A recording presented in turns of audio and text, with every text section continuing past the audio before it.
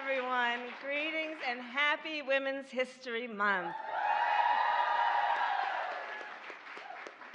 To our incredible President Joe Biden, who of course we all know as a tireless fighter for the safety and well-being of women, to our First Lady, Dr. Jill Biden, who is a long-standing, lifelong champion for women's health and women's health research, to the first, second gentleman of the United States, my husband, Doug Emhoff,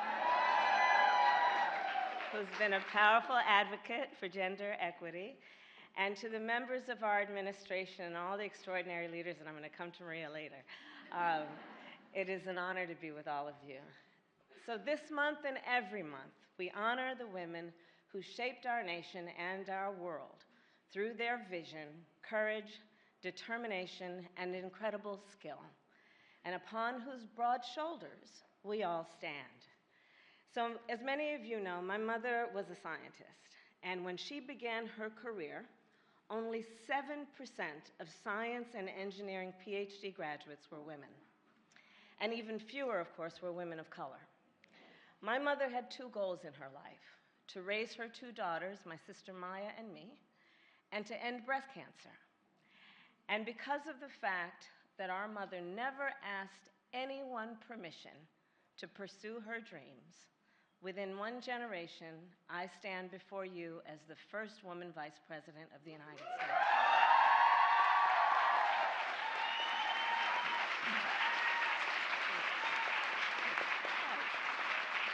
Thank you.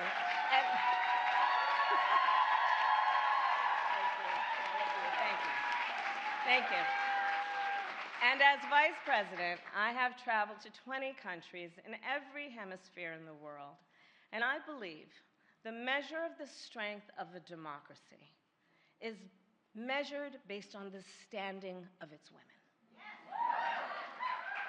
President Joe Biden and I then have been very intentional, and he's been an extraordinary leader of our country, in ensuring that we do all that we can to lift up the status of the women of our nation, including their economic status, understanding, of course, that when you lift the economic status of women, families benefit, communities benefit, and all of society benefits.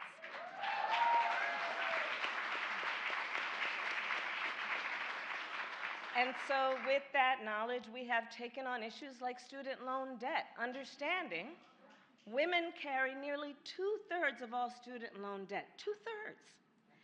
And we have canceled nearly $138 billion in student loan debt for almost 4 million Americans and counting, an average of more than $30,000 per person, and for public servants, including our teachers, of whom more than 70% are women.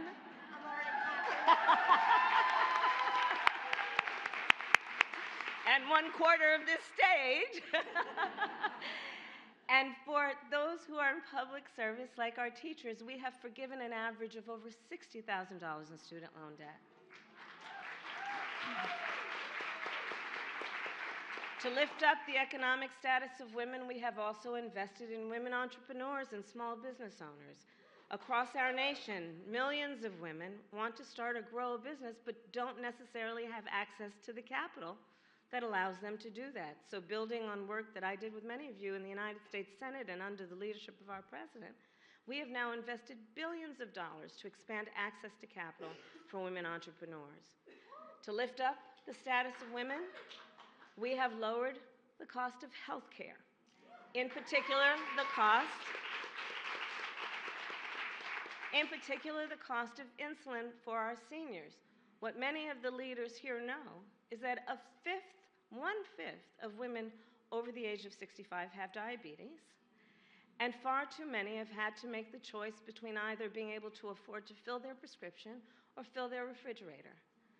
We also know seniors who are women are 80% more likely to live in poverty.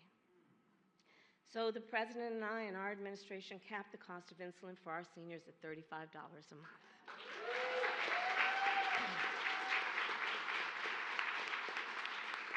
But even as we lift up the women and all people of our nation, there are those who are intent on dragging us backward.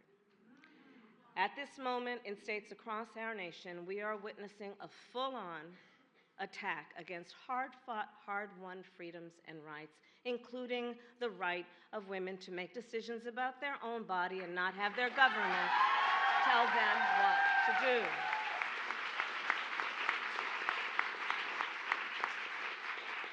Today in America, 1 in 3 women of reproductive age live in a state with an abortion ban. Since Roe was overturned, I have met women who have had miscarriages in toilets because they were refused care. Women who went to an emergency room to receive care and were rejected because the healthcare providers there thought they would be sued and potentially sent to jail if they administered care. And it was only when she developed sepsis that she received care. Just last week, I visited a clinic in Minnesota where I met with medical professionals, courageous and dedicated women who provide critical health care and who see, like we all do, clinics across our country which have been closing and forced to close, leaving millions of women without access to essential, everyday, life-saving care. So, in conclusion, I'll just say this: there is so much at stake in this moment, and we each face a question. What kind of country do we want to live in? Do we want to live in a country of liberty, freedom, and rule of law, or a country of disorder, fear, and hate? Each of us has the power to answer that question, with our feet, with our voice, and with our vote.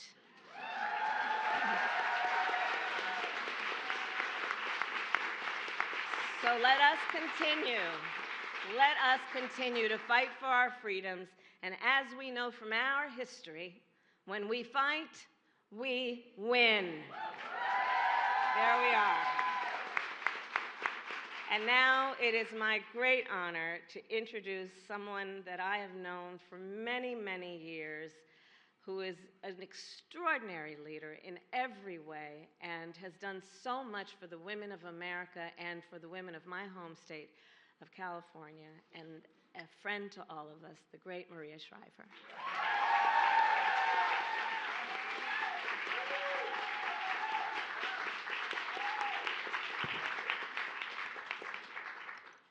Thank you, Madam Vice President. As she just told me, that stands for MVP. I like that. I like that.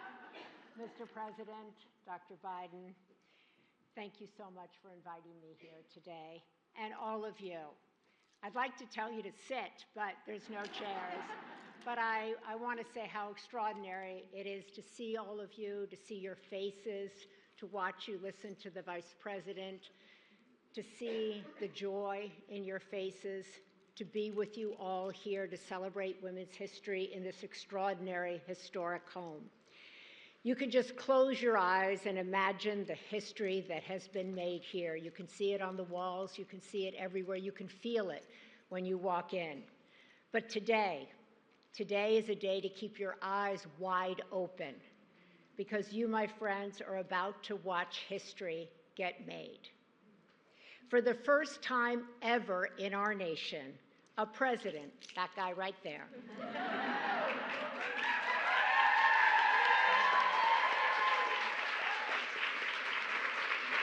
he is going to sign an executive order that will transform the way our federal government deals with women's health.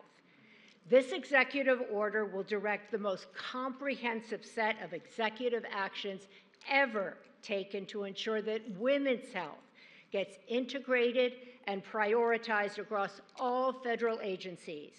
It will galvanize new research on a wide range of topics and help prevent, diagnose, and treat women's health conditions once and for all.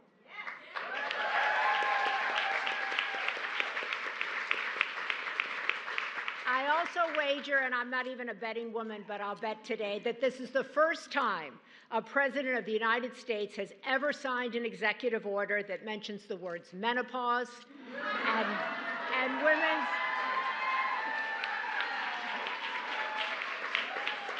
women's midlife health in it. With the stroke of his pen, women will get the answers and the care they have long sought and they so rightly deserve.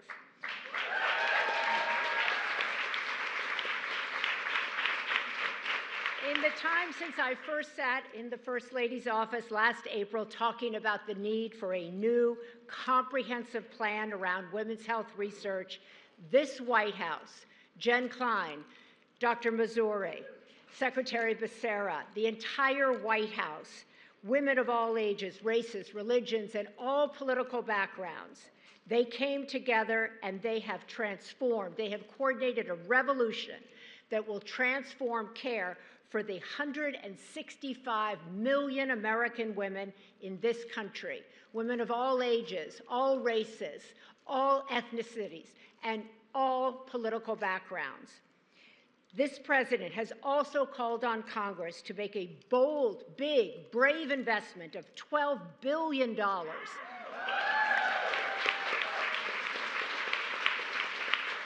about that. I remember saying to the First Lady, we need to get at least $1 billion. And then she said, how's 12? I'm like, that's good, I'll take it. But he called for $12 billion.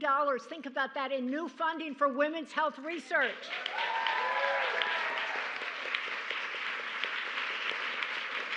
This is an extraordinary example of government working quickly and working for those who have left behind.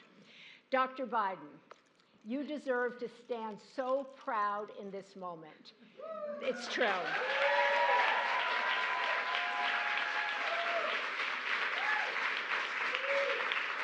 She took this mission up the flagpole, through the halls of government, into the Oval Office, and transformed the way government sees us. She and her husband have launched an entire new era for women's health research. This is an undertaking that could only be put into motion by a president who respects women.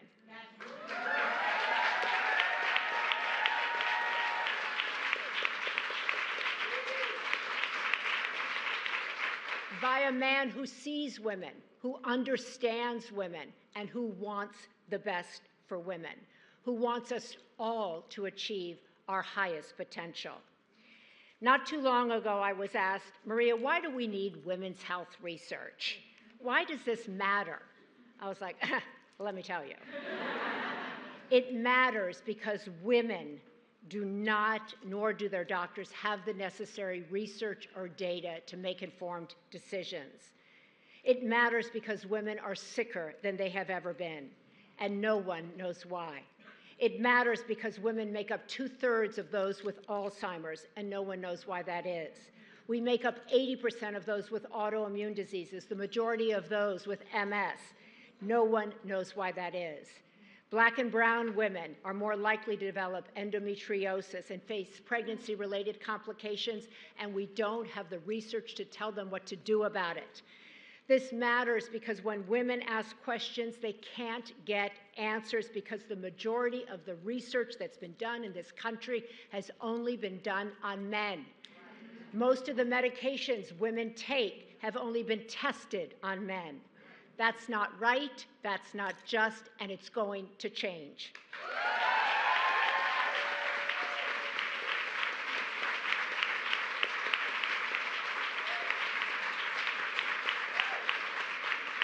So now that the president has done his job, we have to do ours.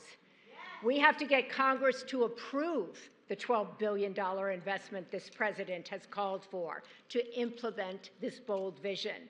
So every woman, every philanthropist, every innovator, every advocate, every researcher, and every instigator in this room and out of this room needs to get in on this and join us in this massive undertaking. And make no mistake, this is a massive undertaking. But as those of you who are gathered in this room know very well, women have never shied away from massive undertakings. We have changed history over and over again, and guess what? We get to do it one more time.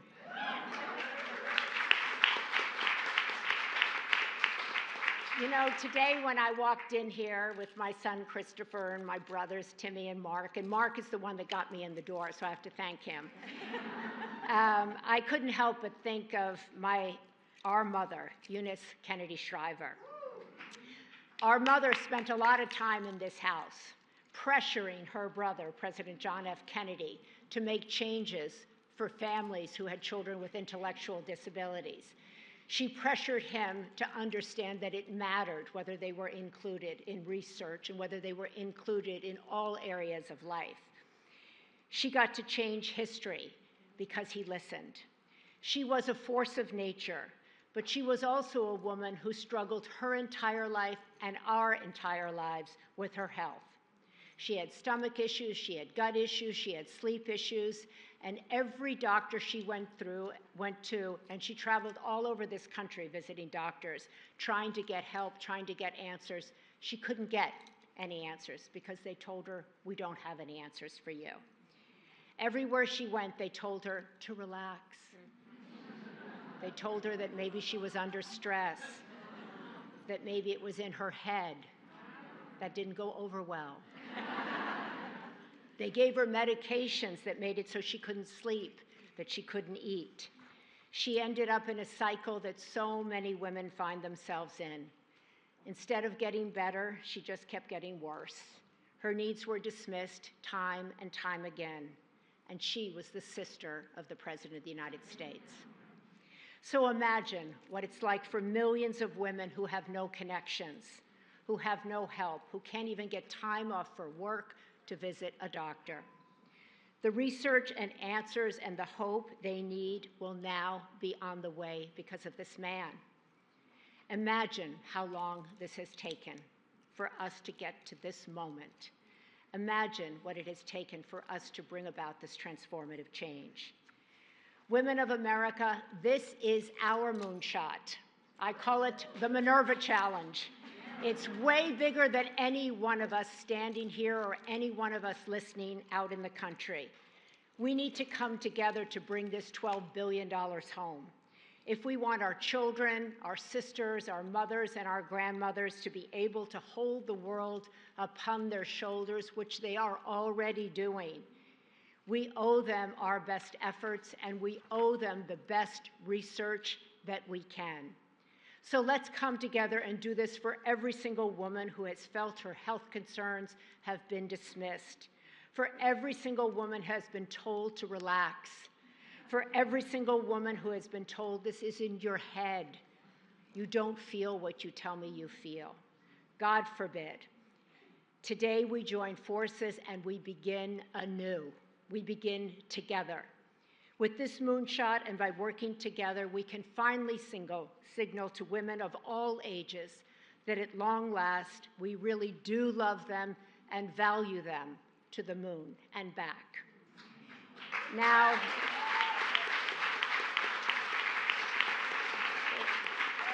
it is my great honor to introduce the woman who none of this would be possible without her ability to take this up the flagpole, without her persistence, and without her passion, my great friend, Dr. Joe Biden.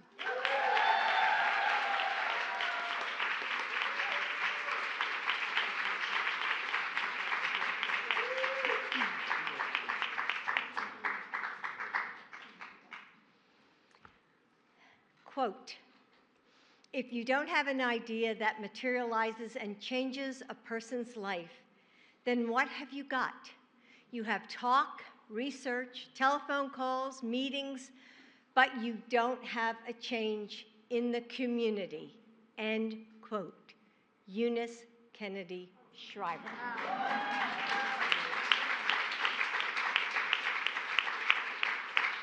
Maria, you live your mother's words purely, lovingly, and relentlessly. Thank you for your life's work and for being an amazing partner in this effort. Thank you.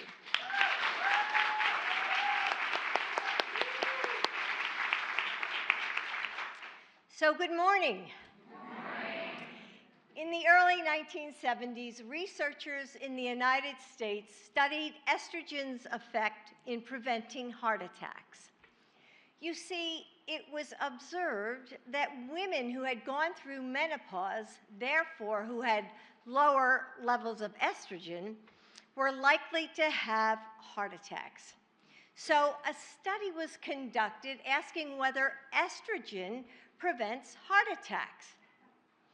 8,341 people were selected for that study. All of them were men. This is how things were done. Even though women are half the population, women's health research has been underfunded and understudied. Too many of our medications, treatments, and medical school textbooks are based on men and their bodies. But that ends today.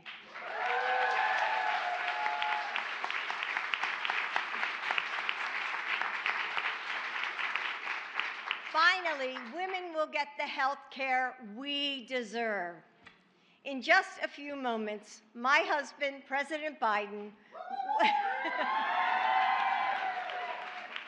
see, Joe, now I just have to say your name. Will sign the most comprehensive executive order in history to advance research on women's health. So on behalf of all of us, thank you, Joe.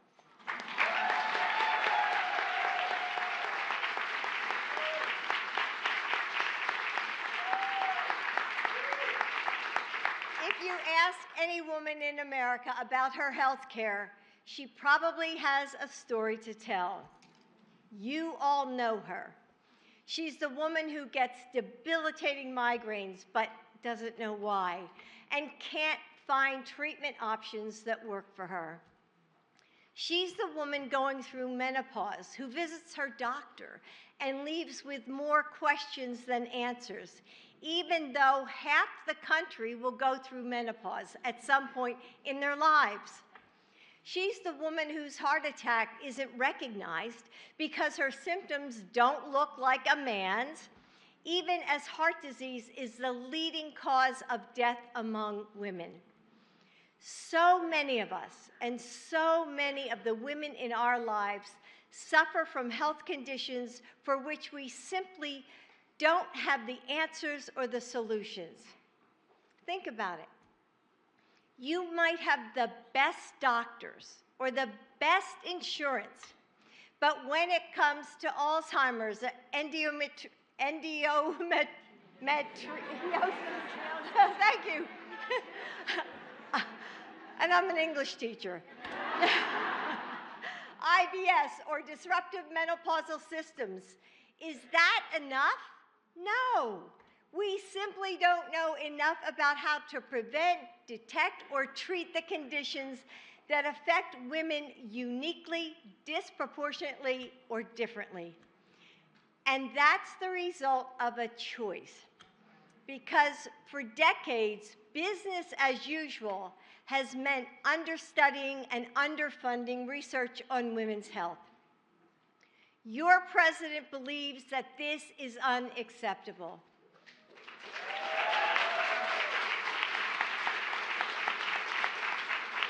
When Maria brought this issue to me and Joe less than a year ago, he knew it could make a real difference. And that's what Joe does best. He takes action, and quickly. Joe is the first president to make investing in women's health, research, investing in your health, in our health, a top priority for the White House.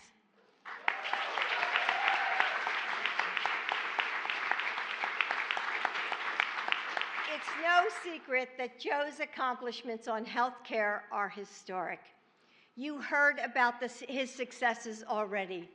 Reducing health care premiums and prescription drug costs, protecting millions of patients from surprise medical bills and junk fees, and getting more Americans covered by insurance.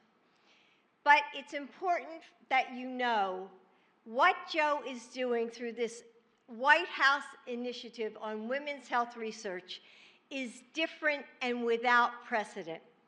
He is investing resources and actually understanding the scientific basis of women's health conditions, which will allow researchers, doctors, and industry to find new ways to prevent, detect, and treat women's health.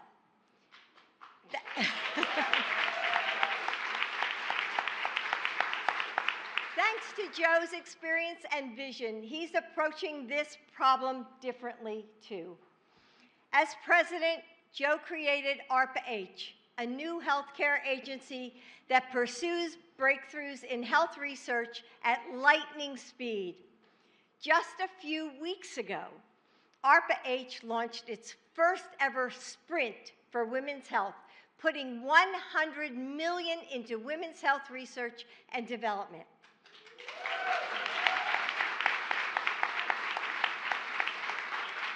And during his State of the Union address, Joe called on Congress to invest $12 billion into women's health research, giving researchers the funding needed to make the kinds of discoveries that will change everything. And he's calling, just like Maria did, on entrepreneurs, investors, private industries, and philanthropists to do their part, because it's going to take all of us. Joe is fighting to finally deliver the answer that millions of women need about their health.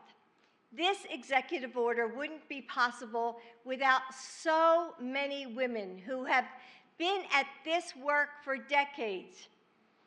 Many of them doctors who are here with us today: Valerie, Susan, Carolyn, and so many others. So today, as we celebrate Women's History Month, let's write a new future for ourselves, for the girls and the women who will follow. A future where women leave doctors' offices with more answers than questions. A future where no woman or girl has to hear, like Maria said, "It's all in your head," or "It's just stress."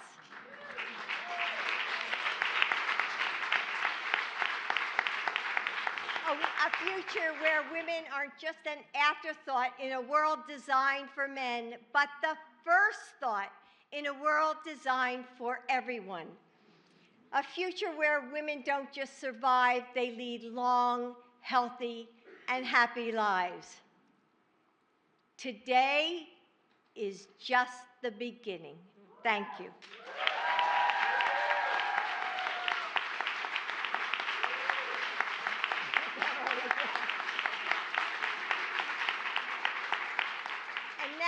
It is my honor to introduce a person who is helping make the future a reality. My husband, the President of the United States, Joe Biden.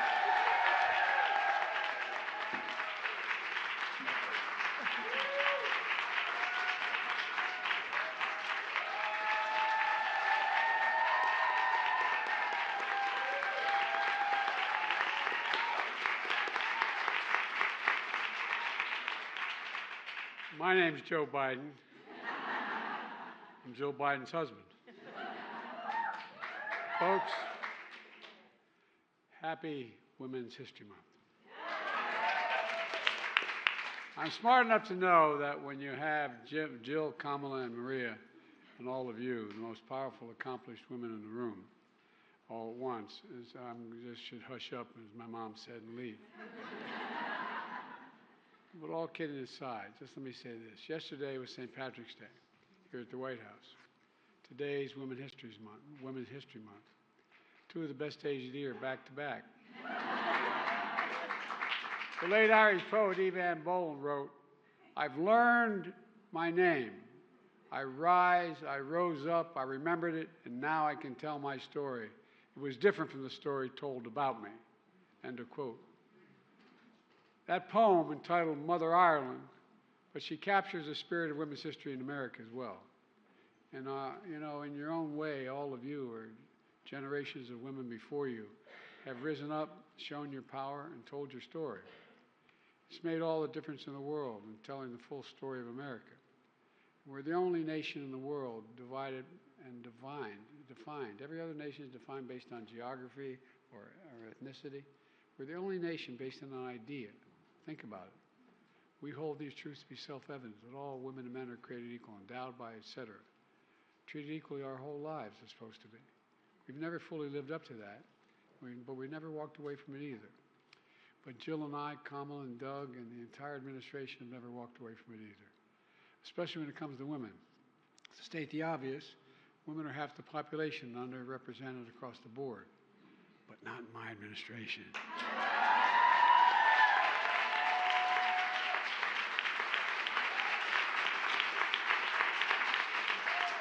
State the truth, all the women in our family are brighter than all the men, so it's not a hard decision.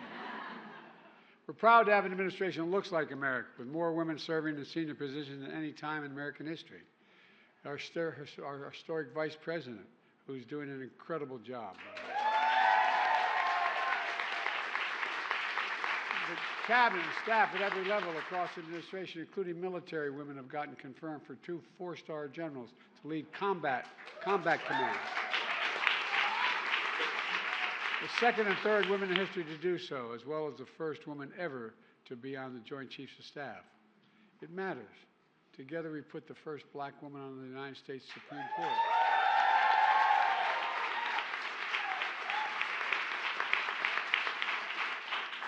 And I'm mildly prejudiced, but I think she's the brightest person on the court.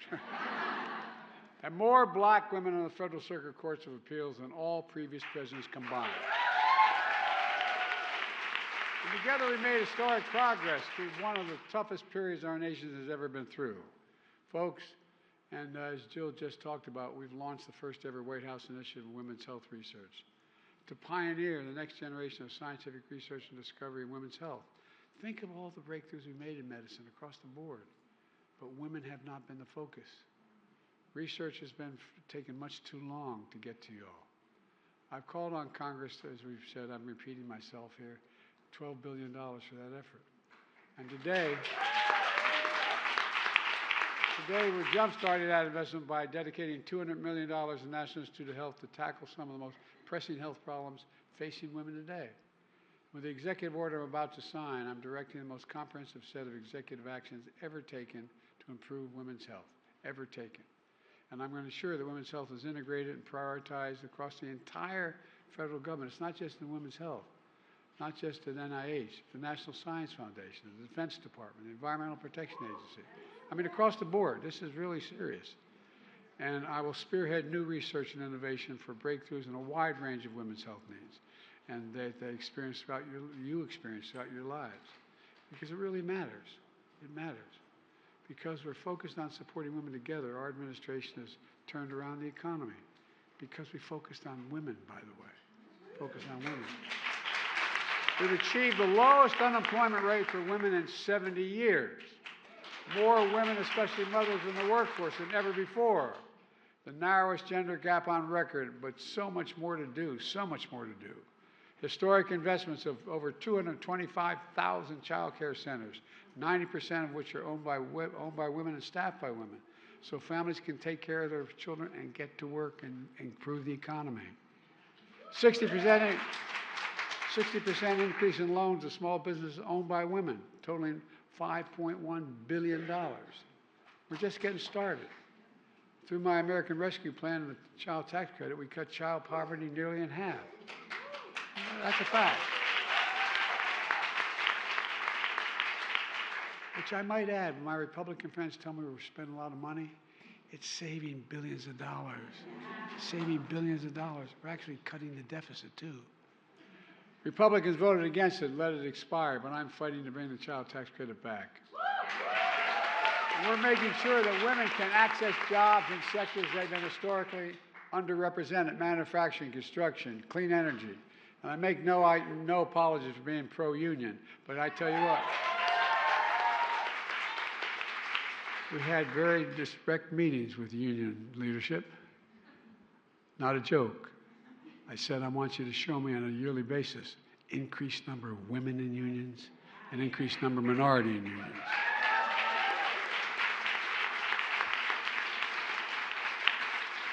all kidding aside, there's not a damn thing a man can do that a woman can't do. To state the obvious, if you want to have the strongest economy in the world, you can't leave half the workforce behind. As we advance women's economic empowerment, we're also ensuring their physical security. With the help of so many of you, we've brought the total of Investment Against Violence Against Women Act, which I proudly spent 6 years getting passed and wrote, as my daughter said, with my own paw.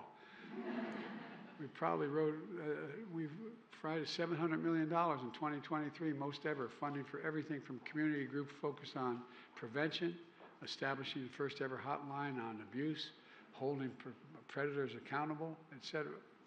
It matters a lot.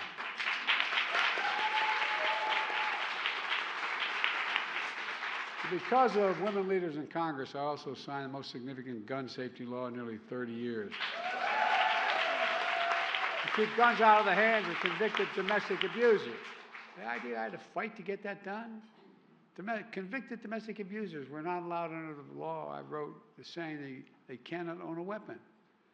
And so in addition to that, we finally got it passed. Anyway. So our children can learn to read and write, not learn how to duck and cover in school. I mean, seriously, think about that.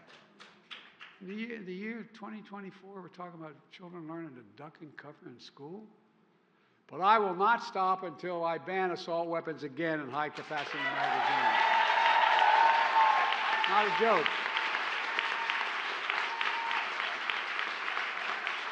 That doesn't abuse the Second Amendment. You've never been able to have any weapon. That never was the case from the very beginning. We created reforms that fundamentally shift how our military investigates and prosecutes sexual abuse, assault, and domestic abuse. And by the way, she's not here today, but you all thank Kristen Gillibrand for that fight. She's our new Lord Leadership. We also continue to stand with women and girls worldwide against rape and sexual violence as weapons of war and terror. And we've spoken on it. We're one of the few leaders in the world who've spoken against it because we're punishing countries that engage in it. But folks, as I said in my State of the Union address, there's no ordinary time in our history. Democracy is literally at stake here at home and abroad. Our basic freedoms are under assault. Freedom to vote, freedom to choose, and so much more. My predecessor and his allies in Congress make no apologies for it. But here's the deal. It's a decision to overturn Roe v. Wade. The Supreme Court wrote, quote, "Women are not without electoral and or political power." No kidding.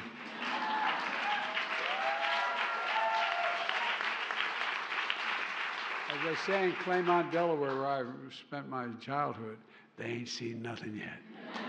No, I'm serious. Clearly those bragging about overturning Roe v. Wade to support a national ban on abortion have no clue about the power of women. I mean it sincerely. But they're finding out. When reproductive freedom was on the ballot, the American people spoke in 2022 and 2024, and with the leadership of this woman to my left here, they're going to speak out again in 2024.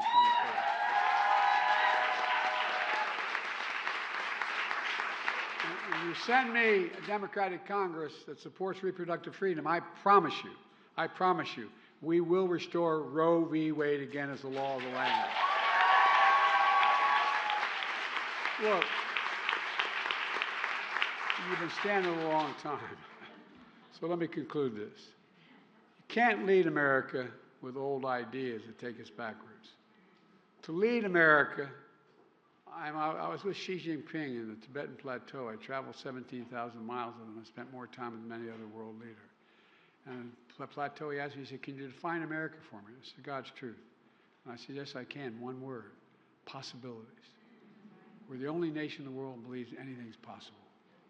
To lead the land of possibilities, we need a vision for the future, laying out what we can and should do and what we're going to do.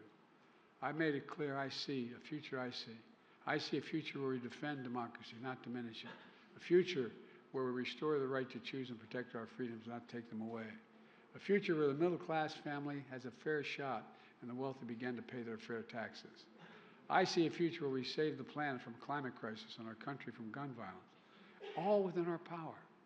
And above all, I see a future for all of America, a future for my daughters, my 4 granddaughters. By the way, there's They're incredible. You should meet my family. Oh, you think I'm kidding? I'm not. A future for all women. And I'll always be a president for all Americans because I believe in America. And that's without any exaggeration, I believe in you. You're the reason I'm more optimistic than I've ever been in my entire career. So let's rise up. Know our power. Tell our story. Let's remember who we are, for God's sake. We're the United States of America. There is nothing beyond our capacity. Nothing, nothing, nothing, and we work together. So God bless you all. May God protect our troops. You are the best. It's a great honor. Oh, I really must thank you. Thank you, thank you, thank you.